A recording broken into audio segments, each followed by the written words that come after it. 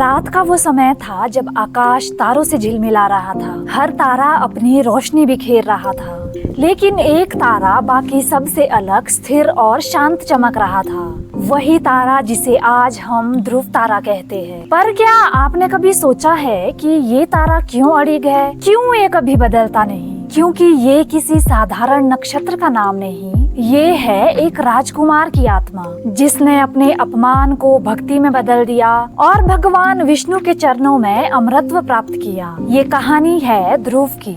तो कहानी में आगे बढ़ने से पहले अगर आपने अभी तक वीडियो को लाइक नहीं किया तो प्लीज वीडियो को लाइक कर दीजिए और चैनल को सब्सक्राइब कर दीजिए। तो चलिए कहानी शुरू करते हैं। प्राचीन काल में स्वयंभू मनु के पुत्र राजा उत्तानपाद पृथ्वी पर शासन करते थे। वो न्याय प्रिय, वीर और बुद्धिमान राजा थे। उनकी दो रानियां थी, सुरुचि और सुनीति। सुरुचि सुंदर थी, चंचल थी और राजपुत्र की माता थी।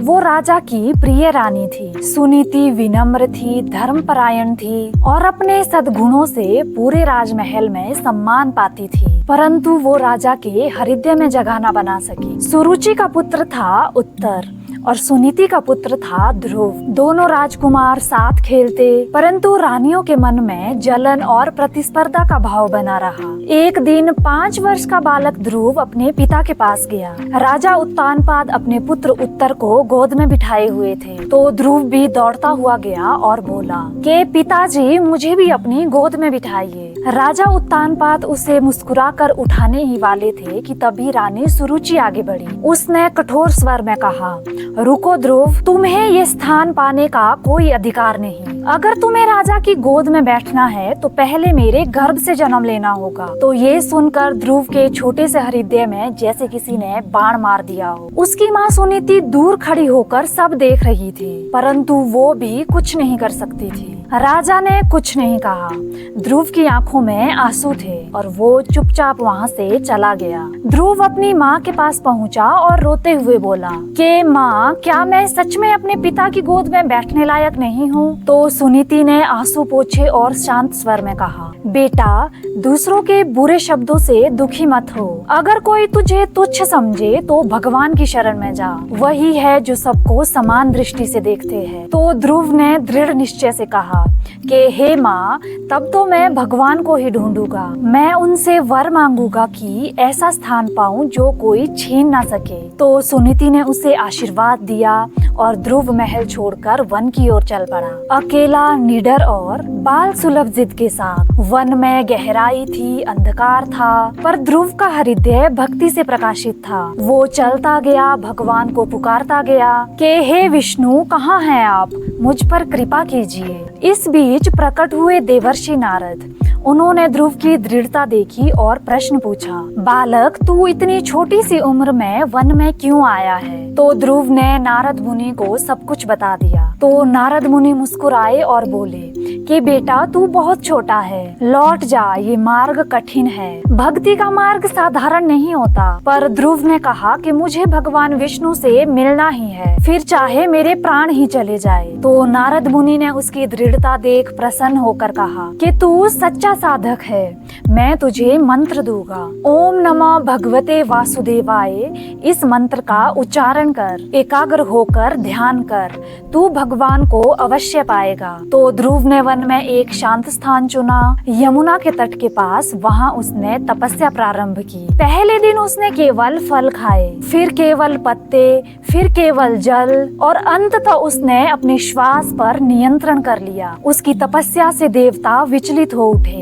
वायु रुक गई, नदियाँ थम गई और पर्वत कांपने लगे। तो सभी देवता भगवान विष्णु के पास पहुँचे कि हे प्रभु, एक बालक अपनी तपस्या से सृष्टि को हिला रहा है। तो भगवान विष्णु मुस्कुराए और बोले कि वो मेरा भक्त है ध्रुव, अब उससे मिलने का समय आ गया है। अचानक एक दिव्य प्रकाश फैला, ध्रुव की ध्यान मुद्रा टूटी। उसने अपनी आंखें खोली, सामने स्वयं भगवान विष्णु खड़े थे, शंख, चक्र, गदा, पद्म से सुसज्जित, नील वर्ण, तेजस्वी। ध्रुव ने झुककर प्रणाम किया, परंतु उसके शब्द नहीं निकल सके। भगवान ने अपने शंख से उसके होठ स्पर्श किए और कहा कि बोलो वत्स, क्या मांगना चाहते हो? तो ध्रुव बोला कि हे प्रभु, अब मुझे कुछ नहीं चाहिए, मैंने आपको पा लिया, यही सब कुछ है। तो भगवान बोले कि तेरी भक्ति अमर रहेगी, तुझे एक ऐसा स्थान दूंगा जो कभी किसी से छीना ना जा सके, जहाँ तू सदा अचल रहेगा। और भगवान ने ध्रुव को वरदान दिया, तू आकाश में ध्रुव तारे के रूप में स्थापित होगा और जब तक सृष्टि रहेगी तू सबका मार्गदर्शक रहेगा। भगवान विष्णु अंतर्ध्यान हो गए।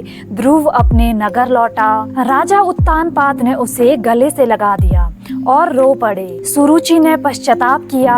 ध्रुव अब शांत, विनम्र और भगवान के समान तेजस्वी था। कई वर्षों के बाद जब उसका देहावसान हुआ, तब भगवान विष्णु ने स्वयं आकर उसे आकाश में स्थान दिया और वो बन गया ध्रुव तारा, जो सदैव अचल रहता है। आज भी जब हम रात में आसमान देखते हैं तो सभी तारे घूमते हैं, पर एक तारा स्थिर रहता है, वो है ध्रुव तारा। वैज्ञानिक उसे नॉर्थ स्टार कहते हैं, पर भारतीय ग्रंथ कहते हैं कि ये वही आत्मा है जिसने भाग्य को पलट लिया था। ध्रुव तारा सत्य, धैर्य और भक्ति का प्रतीक बन गया। हर दिशा बदल सकती है, पर जो अपने लक्ष्य पर अड़िग है वो ध्रुव की तरह अमर होता है। समय बीत गया, युग बदल गए, राज्य साम्राज्य मिट गए, पर ध्रुव आज भी आकाश में चमक रहा है, क्योंकि जिसने अपमान को प्रेरणा और दुख को भक्ति बना लिया वो कभी नष्ट नहीं होता। जब भी रात के अंधेरे में आप दिशा खो दो तो आकाश की ओर देखना, वहाँ जो स्थिर तारा झिलमिलाता है वो आपको याद दिलाएगा कि जिसका लक्ष्य भगवान है उसका मार्ग कभी खो नहीं सकता। एक छोटा सा बालक जिसने भगवान विष्णु को पा लिया और जिसने अपने नाम को आकाश में अमर कर दिया, यही है ध्रुव तारे की सच्ची कथा। उम्मीद करती हूँ आपको ये वीडियो पसंद आई हो। अगर आपको ये वीडियो पसंद आई हो तो प्लीज वीडियो को लाइक कर दीजिए, अपने दोस्तों के साथ शेयर कर दीजिए। चैनल पर नए हो तो चैनल को सब्सक्राइब कर दीजिए। फेसबुक पर देख रहे हो तो फॉलो जरूर करिए। आपसे मिलते हैं एक और इंटरेस्टिंग और ज्ञानप्रद कहानी के साथ। तब तक के लिए राधे राधे।